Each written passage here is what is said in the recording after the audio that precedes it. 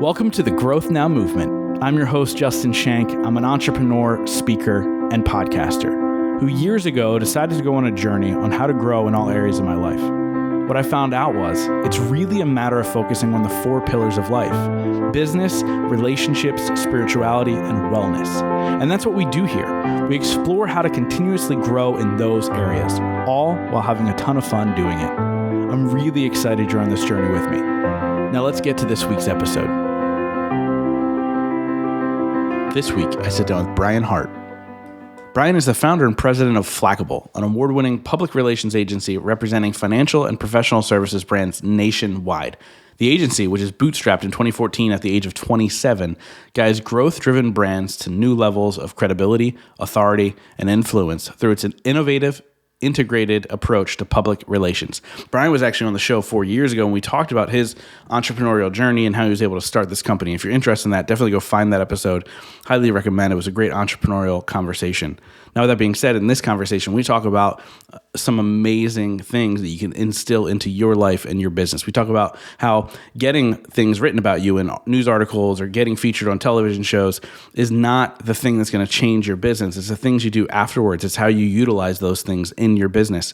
We also talk about cancel culture and how we're living in a crazy world right now and how you can rise above everything during this cancel culture time. Brian's a good friend. He's actually also one of the speakers at Growth Now Summit Live. He's going to be on one of the panels, so I think you guys are going to love him there as well. So make sure you grab your tickets, growthnowsummit.com. But first, you guys are going to love this conversation. We get into some really great topics, so make sure you shoot me a message and let me know what you think. I love hearing from you guys. I get messages all the time over on Instagram and how you guys love certain episodes, so I would love to hear what you think of this one. Now, without further ado, let's get to the episode with Brian Hart. After 2 months packed with holiday family fun and the end-of-year work obligations, it's easy to start the new year stressed, worn out, and lacking motivation, which is definitely not the way you want to start the new year. So if you're feeling like you need a holiday from the holidays, I have the perfect solution. Do yourself a favor and start taking Magnesium Breakthrough every night before you go to bed. Why? Because stress depletes your magnesium levels, and magnesium is critical for getting deep, restorative sleep. The reason Magnesium Breakthrough is so effective is because it's the only organic, full-spectrum magnesium supplement that includes 7 unique forms of magnesium for stress relief and better sleep, all in one bottle.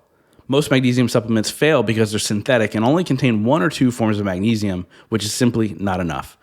When you get all 7 critical forms of magnesium, pretty much every function in your body gets upgraded, from your sleep to your brain, from stress to pain and inflammation. Even better, by making Magnesium Breakthrough part of your daily routine, you'll be fully rested, recharged, and ready to crush all your New Year's resolutions. For an exclusive offer for my listeners, go to magbreakthrough.com/growth and use code GROWTH10 to save 10% when you try Magnesium Breakthrough. One last thing. You should know that Magnesium Breakthrough is best in class. There's nothing else like it. I take it myself every single night and it helps me sleep. But if for some reason you feel differently, you can get a full refund up to 1 year after your purchase. No questions asked. For up to 1 year.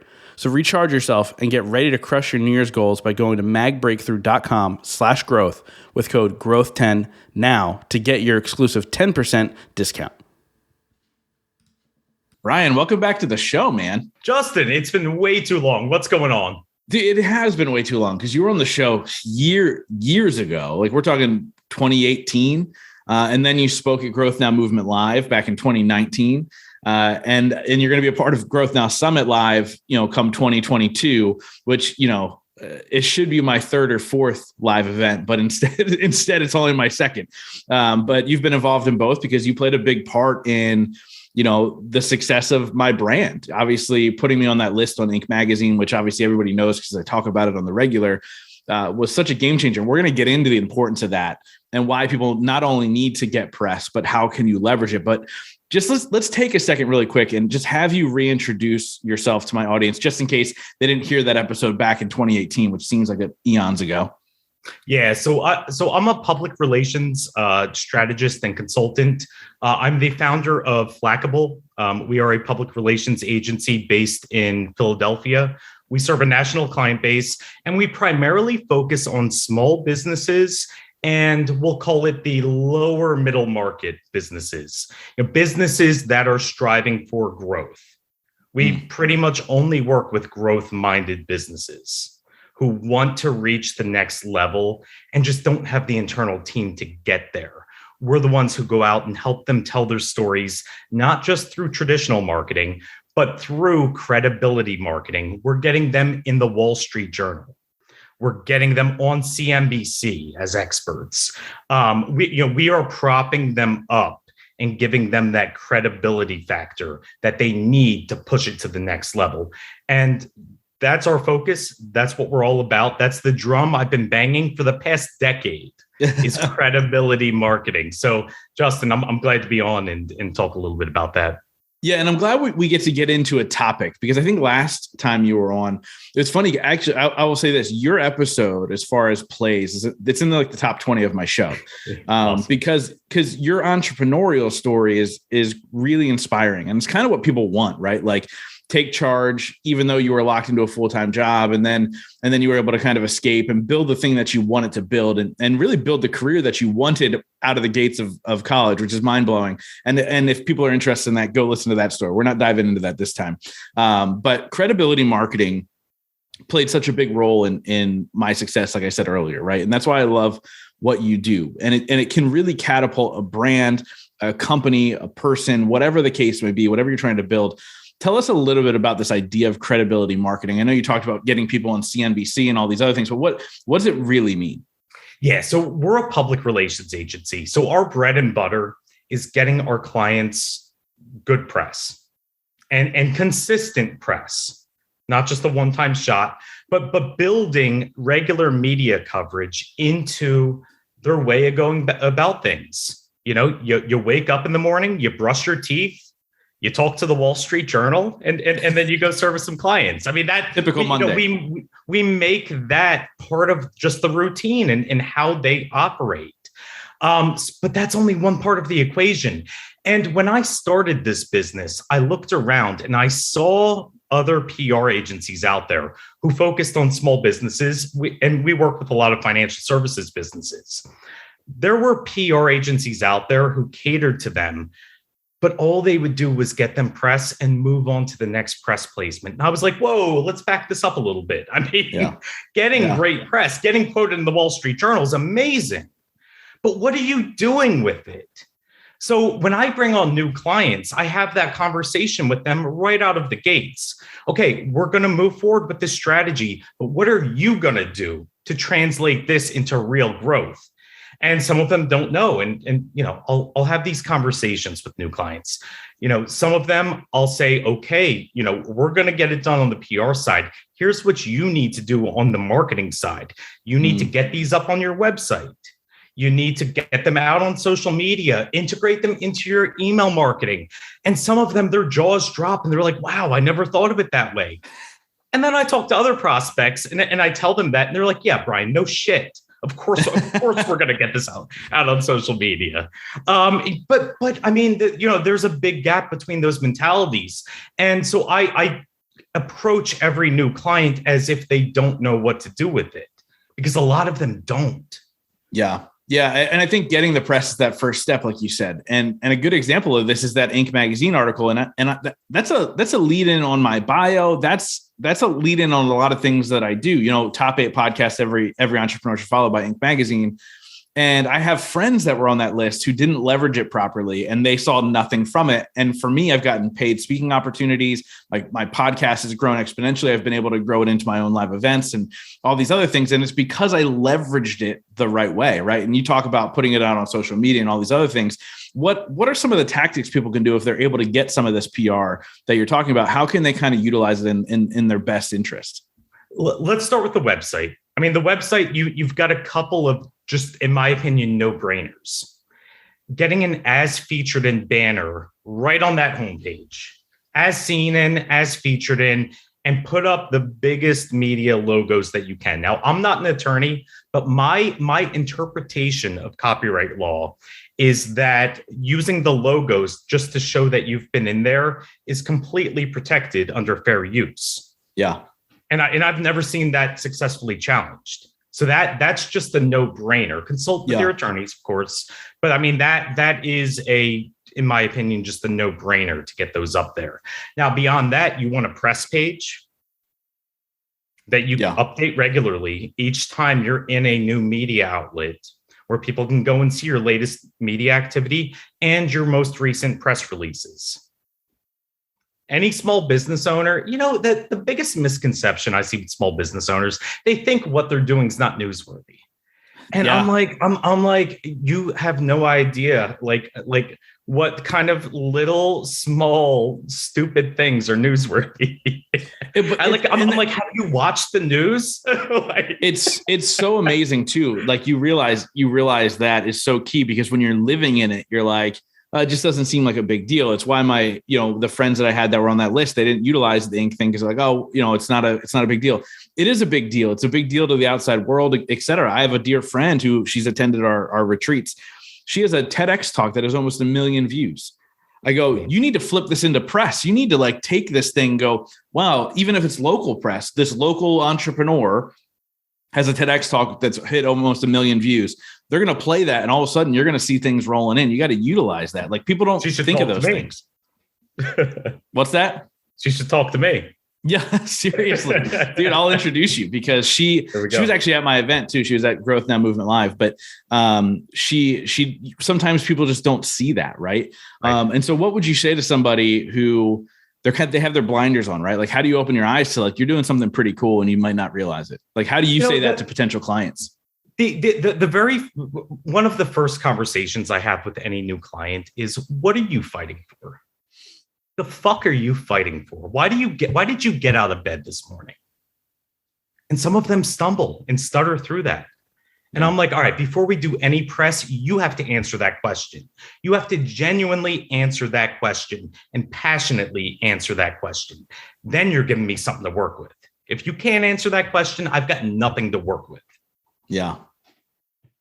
I love that. I love that answer. It's so true, because I think sometimes people get caught in the emotions and they forget why they're doing what they're doing. And then that can that opens up your story. That opens up the thing that press wants to see. Now, obviously, let's talk about press right now. Let's talk about what's happening in the world of news and media and everything like that, right? We're seeing media used in many different ways right now over the past, let's say, I'm just throwing a random amount of months, say 20 months, the last 20 months, right? The media has been used in a very powerful way. And I think sometimes people see that as like, oh, I guess there's no room for me, or this isn't happening. Let's talk a little bit about how the media is utilizing their opportunity to talk about Omicron and vaccines and whatever else. I think I said it right. Omicron, that's the new variant. Omicron. Omicron. I don't know. Omicron. But whatever it is, it sounds like a supervillain. It sounds like we need Optimus Prime to swipe down and save us. It's true. And I mean, you're seeing that in the stock market. I mean, my God, watch the stock market this year. That's all Omicron. Wreaking havoc on businesses and everything else. Now, a lot of that is headline risk. But is there a real risk underneath it? Of course there is. I mean, my God, we're approaching the holiday season. There are going to be empty seats at family tables this winter, and that sucks. Yeah, that sucks. That saddens all of us. So I don't want to mock the virus and how it's evolved and where it is right now. Because I mean, this has impacted a lot of people and families, small businesses. Yeah. Empty restaurants. I mean, all of us. I actually just heard a stat. Apparently in the state of California, 70% of the restaurants have closed. Yeah. 70%. Yeah. Like it's just mind blowing. It's nothing, like you said, it's nothing to mock. These things are really happening across the board. Yeah. So we're monitoring it, but let's talk about it through the media perspective. Yeah. Because that's one dynamic. There's the public health perspective, which is obviously a healthy conversation to be had. From a media perspective, I hate that they named it such like a sinister name, because of course it's going to scare the hell out of you. Yeah. We still need answers. I'm double vaccinated. Will my vaccine hold up against this thing? I don't think we know yet. But it sounds scary Am I going to get a booster? I'm racing to get a booster just because this thing, again, sounds like a supervillain. I just want to do what I can. Now, everybody's approaching this their own way. I think beyond booster shots and vaccines and everything else, you need to take care of your own health. Make sure you're getting enough sleep. Make sure you're taking your vitamins. That's not talked about enough. Yeah. Do whatever you can do to protect yourself and the people you care about, of course. Yeah. And make decisions based on that. So yeah, you talk about the media. You talk about the media's approach with this whole thing, right? And the way I'm seeing it is like, it's a great example of utilizing the media to drive your narrative, to drive your message, to drive your whatever. And the government is doing this to get the results that they want in this country and around the world. It's almost the same thing as your business. Like, how can you utilize the media to drive your business, to drive the success that you want, right? Am I wrong by saying that? No, you're not. No, I mean, you can, and I don't want to talk about media as a mouthpiece. Listen, the bulk of the media are talented, passionate, very good journalists. There's some schlubs in there too. Yeah, there definitely are. That is facts. But a lot of them, I mean, really care about the First Amendment, which is something I'm very passionate about, and care about just delivering the truth. So like any profession, there are going to be bad actors. There are bad PR people. There are some terrible podcasters out there. Why'd you look at me like that when you said it? And there's some very terrible journalists out there. No doubt about that. Nobody questions that. Journalists don't question that. Journalists self-regulate to an extent because they call each other out when they see flaws. They are one of the very few self-regulated industries in the entire country that can actually successfully run themselves being self-regulated because they hold each other to account. When the facts don't add up, the Washington Post is going to call out the New York Times and vice versa. Yeah, though that is true, man. They're always battling it out back and forth and all that stuff, which is unreal. And I think, being able to, I think the end of the day is the media is a great opportunity to, or I should say, a great vehicle to get your face out there, to get your message out there, and all that stuff, right? And so when people work with you, obviously, I know. Let's talk a little bit about the process, because I know you guys talk so much bigger picture than just getting your photo hung on the wall, right? Like, there's so much more to it. What's the process once you get past the why the hell do you get out of bed every single morning? What do you guys do after that? Once we get the ball rolling? Yeah. Obviously, we want to establish that, and we want to establish thought leadership platforms that stem from that. So take your expertise and attach it to what's going on in the world. And that's why I love financial and professional services PR. And that's why I love working with small businesses. When you're working with bigger corporations, PR looks radically different than the way we approach it. Yeah. A lot of certain industries, it's all about pushing products, pushing the brand and whatnot. We don't do a lot of that. We're representing people and ideas. And that's a cool way to do PR. That's what we're promoting. That's our product, people and ideas. So that's what we're delivering to the public. So understanding their expertise, their passion, and connecting it to what's going on in the world is what we do. So we've had, the past 10 days or so, we've had, 8, 9 clients on TV. And each of those segments, it was, we had 2 on TV today. Each of those segments was taking their expertise and attaching it to current events. Yeah, that's huge, man. I can't imagine how exhausting. And obviously, anybody who follows you on Twitter knows that you not only keep up with the events happening in the world, but also sports and everything else in between. So that's got to be exhausting in itself in your position, just to keep up with everything that's going on. And especially now, because everything's moving at a rapid pace. I had a client today go on TV and call out LeBron James. I I don't even have the stones to call out LeBron James, but she did. I love it, man. That's the crazy thing right now too. He's like, something. Do you see his tweet about something fishy's going on? I didn't. No. Yeah. So because I guess the process is, look here. At the end of the day, he's getting older, but he's still the best player in the NBA, bar none. Right. Yeah. And he's been for quite some time. And so if people don't know, at the time of this conversation, because this probably won't come out for a couple of weeks, but the time of this conversation, LeBron is currently sitting out because he tested positive for COVID. Now, that means he sits out at least 10 days or something like that, which in the NBA, what's that, 7 or 8 games, right? 6 or 7 games. It's a big deal. Yeah. So it's a big deal, especially with the Lakers not playing that well right now. And so the reason LeBron James tweeted out, I think yesterday he tweeted it out, there's something, and he put a bunch of fish emojis and he said going on, something fishy going on. Because when they test, so he's asymptomatic, number one, right? So he's got no symptoms. So he's like, what the hell is going on? So they gave him a test. First test was positive. They gave him a second test, which was like the PCR test, negative. Gave him a third test, positive.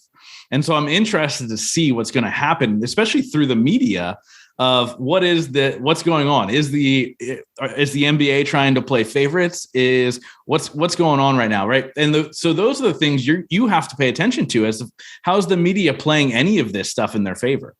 And it's completely fair. It's completely fair to question that. Again, that's why I have so much pride in the field of journalism, because they've got thick skin. Not all of them. Some of them are very thin-skinned, but a lot of them have very thick skin.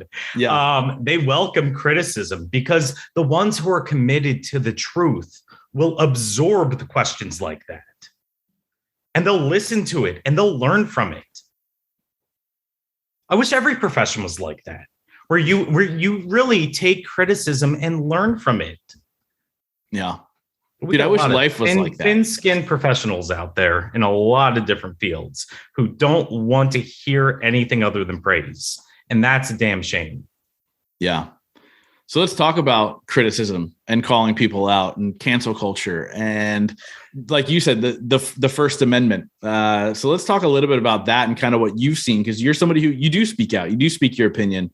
You do call people out. You call Trump out. You call, sports players out. Not LeBron, apparently. I'd call the shit out of LeBron. I hate that guy. All these things, right? And so you do this very openly on Twitter, where you've amassed a pretty decent following. And talk a little bit about your ability, especially, actually, this is actually a good topic to talk about because of Twitter's CEO stepping down and now them really putting a clamp on free speech in a way. What's your take on all of that? Yeah, I mean, when we talk about cancel culture, I mean, I am a cancel survivor. I've been canceled at least 3 times since the pandemic started. I'm still here. I'm not going anywhere. But it's crazy. I mean, I'm a big supporter of the First Amendment. There are powerful people who do and say terrible things who deserve to be exposed for that and held accountable to that. What I don't like about this new breed of cancel culture is it's not just about the big, powerful people. They're targeting small businesses. They're targeting private individuals and stalking and harassing them, not only to silence them, but to silence anybody who agrees with them and who disagrees with the mob. That I have a big problem with. That's something that needs to be talked about more and more, because it's not okay. That is against the First Amendment. That goes completely counter to my values and what I believe in. So that I have a problem with. Listen, I love troublemakers. I love troublemakers more than anything. I'm a troublemaker. I love fellow troublemakers. I love troublemakers I don't agree with because at least they stand for something. At least they have a backbone. Yeah. At least they care about something. Like, my God, we need more. This world needs more troublemakers. But this cancel culture is making it harder and harder to be a troublemaker. And I don't like that. Yeah, cancel culture is an interesting thing, because it is really the idea of, if I don't agree with you, not only am I, but I'm going to go get all of my friends and we're going to attack you and we're going to make you look a fool and we're going to try and shut you down just because of a difference of opinion. Some of my favorite people, we differ on opinions across the board, whether it be about the vaccine, whether it be about politics or religion or whatever. Some of my favorite people, we disagree, but it's about the beauty of understanding that we're all different and we all think differently. And we approach things differently, period. And that's the thing. It's okay to disagree with somebody. That is human. That is natural. It's okay. We do not have to agree with each other. But let's have some decent dialogue. I mean, my God. If your natural reaction to dissent is to try to ruin and embarrass and humiliate this person, that's messed up. That should not be the go-to. But for so many people right now, that is the go-to. That's the mentality.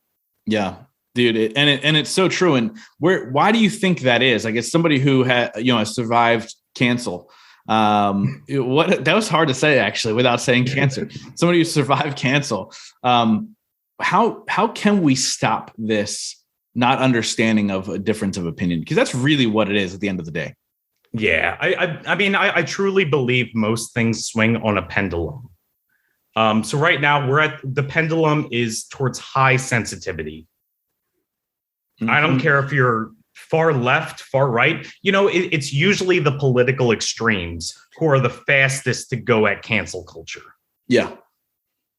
The most extreme, the farthest on either side are the first ones to try to cancel somebody. So I'm not pinning this on any ideology because there's an intersection. It's not even a pendulum. It's a horseshoe. It's a horseshoe.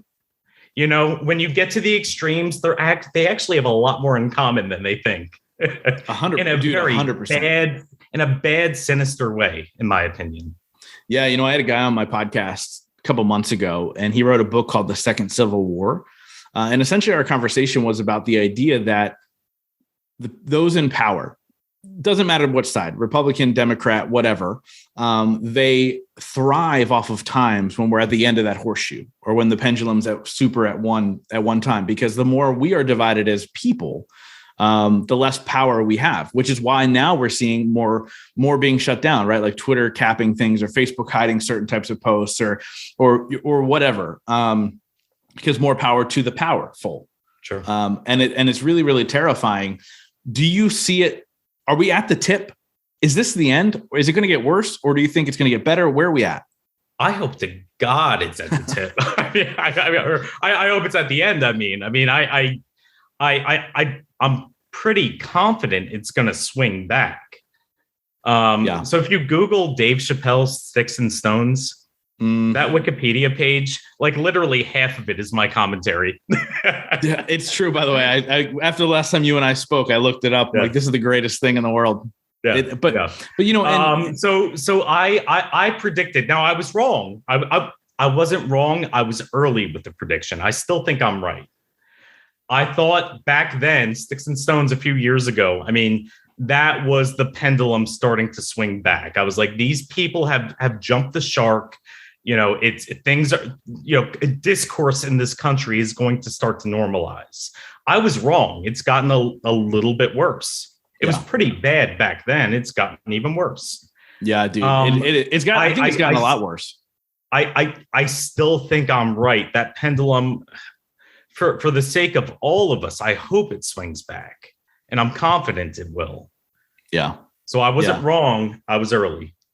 I definitely don't think you're wrong. I believe at some point it has to swing back. And I actually just read an article earlier today about Dave Chappelle speaking at his school. Now, keep in mind, Dave Chappelle essentially funds this school. He went to performing arts school in New York, I think. New York? I forget where. But he went to this performing arts school. So all these very talented musicians and actors, they all go to this school. And he essentially funds this school. And he went back just last week or so to talk with them. And these kids tried to cancel Dave Chappelle in the school in which he funds. And there was a 16-year-old that called him immature. And I'm like, if I were Dave Chappelle, and he handled it like a pro, by the way, of course, because he's very well-spoken, very smart man. Like, to have a 16-year-old who essentially is funding your school and you go, hey, I think you're immature. I think we've reached a tipping point here where something needs to change. And I'm glad you're speaking out about it, because I know you're a man who, number one, you have a great following, but number two, you're able to get into the press and talk about these things where, like, look, it's okay that we might not have the same opinions. It's okay that comedians say things that are off color. They're supposed to, right? I've had many comedians on my show who say things still to this day that are off color. It just happened to be Dave Chappelle is that man that they want to put on that pedestal to knock him down. It's unreal. Yeah, without a doubt. My God, when you have Chris Rock, Jerry Seinfeld, and Larry the Cable Guy, who no longer perform at colleges, clearly something's wrong. And I mean, you and I can get in a whole conversation about the university system right now. I've got a lot of criticism with the direction that they're going and the way that they violate free speech. My God, if our universities are not encouraging free discourse and debate, something is clearly wrong.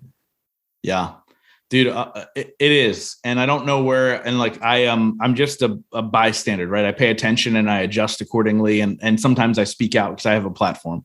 But when I look at these things, I go, I don't really know it's hard for me to wrap my head around the why, right? Why are people trying to keep human beings at bay, to not be able to debate publicly, to not be able to speak out publicly? And it's a shame. And it's all driven, by the way, these masses are not acting out on their own accord. They're acting out because they've been granted permission by those in power to be able to do things like this. And that's when it becomes the problem, right? No doubt about it. Yeah, it's just absolutely crazy, man. I love the fact that this conversation has gone into so many important topics, even though I thought we were just going to talk about some PR and the importance of that, because that's important too. And that's your bread and butter. But again, I think people listening to this conversation, it gives them a good idea of like, you do have your finger on the pulse of what's happening because you have to. So to bring it back to PR before we wrap up the whole entire interview here, but just to bring it back, how important it is. So say somebody like the solopreneur who maybe they can't afford you. I don't know your price points, by the way. So maybe they can, maybe they can't, but somebody who maybe is not at a point where they can afford you, but they want to get a foot up. How important it is for them to tie their narrative into today's things, is it to get into the press? Does that make sense? Yeah, I'm a big believer. You got to stand for something, so, and I'm a big believer in niching out. Yeah. That's one of the biggest problems with small businesses is they want to be everything to everyone. Wasn't that like a 90s song? I forget the band, but Everclear. Yeah. Everclear, yeah. That song, they should all listen to that song because that is 90% of small businesses. They want to be everything to everyone. In today's world, that is not a great approach. You need to know who your audience is. The broader you make your audience, the less interesting you are. Dude, don't try to please everybody. Don't be a pleaser. Nobody likes a pleaser. I don't work with pleasers. I don't trust them. Dude, if somebody agrees with everything that I think, it hurts me a little bit because now I'm like, I can't trust you. Like I can't try. Like I feel like you're lying about something because my opinions can be very polarizing at times. And so if you agree with everything that I have to say, either and you really do, we're best friends if you really do. But most people don't. And so I'm like, okay, I'm going to question everything about who you are now. It's just crazy, man. And I'm so glad you talked about niching down. Because that's what I tell my clients in the podcast space. That's what I tell my people trying to build a brand. That's what I tell all these people. And it's a reoccurring theme in every single thing that I talk about. You can't be everything to everyone. The world of entrepreneurship is becoming more and more full with individuals, which means you need to serve that niche at a high level. And it's just so true. So I'm glad you said that, man. So let me ask you a question I ask a lot of people on the show. And I don't know if I was asking this question the last time you were on. Obviously I get to chat with a lot of successful people, some of the most successful people in the world. And so I use that term success lightly because I think we all have a different definition. And so my question for you is, what is your definition of success? And the second part to that question is, what are 3 things you do every single day to ensure that success for yourself? Yeah. So my definition has certainly evolved. I started my business 8 years ago, which blows my mind. It flies by very quickly. It does. In the beginning, I was very focused on individual success. And I the first time I really felt successful was when I saw myself being more proud of my employees' accomplishments than my own personal accomplishments. That really touched me. And I was like, wow, I think I I've done something good. That's awesome. And my client's success. When you start focusing more on that, and I'm not taking my own individual success for granted by any means, but I mean, when you're just more focused on the people around you, the people you interact with, and getting more thrill from seeing them get ahead than you getting ahead, it's a powerful feeling. I mean, that's when I knew, wow, like we got something special going on. That's awesome. And what are 3 things you do every single day to ensure that success for yourself going forward as you grow and your company grows and your client base grows? Yeah. 8 hours of sleep, take your vitamins, just like during our COVID talk. It's true, 8 hours of sleep, take your vitamins, No, I think a big part of it is empathy. And that's something that's missing in the workplace right now. Yeah. Employers having empathy for their clients, their employees reciprocating that empathy back to their employers and to the clients. It's a big deal. And it's something that's very missing right now. And that's a conversation that needs to be had more and more in more and more workplaces. Yeah, dude, I agree wholeheartedly. I love that answer. And obviously I wrap up every single interview with the same question.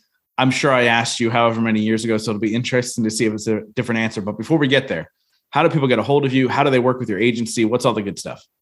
Yeah, Flackable.com. Check out our website. If you are interested in launching a credibility marketing campaign in the new year, there's a free consultation button that gives you access to my calendar. Book it. I'll give you a half hour. I'm going to tell you the hard truths you need to hear. I'm going to give you raw, honest advice. And if my agency can play a role in that, I'll make some recommendations around that.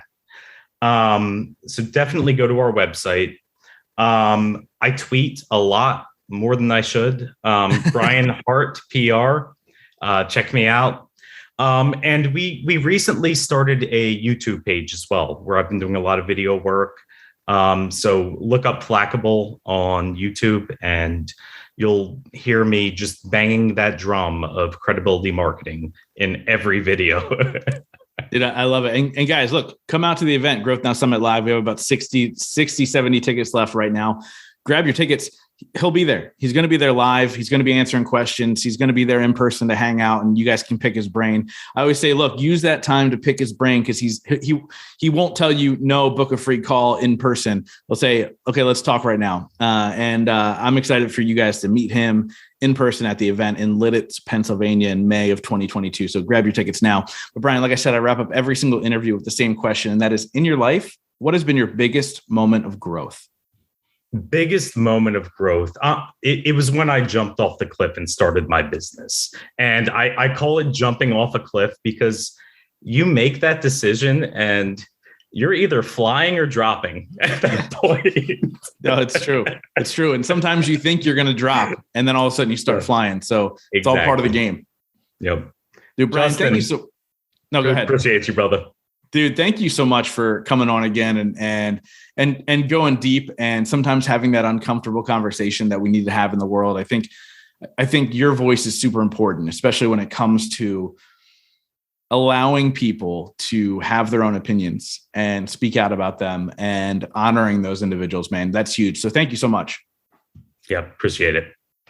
Thank you guys so much for being a part of the Growth Now movement. This is how you can really help me out. If you guys enjoyed this episode, please share it out on Facebook, Instagram, Twitter, all that fun stuff. And let's grow this movement to epic heights. And it's all going to be because of you guys. Thank you so much, and we'll see you next week.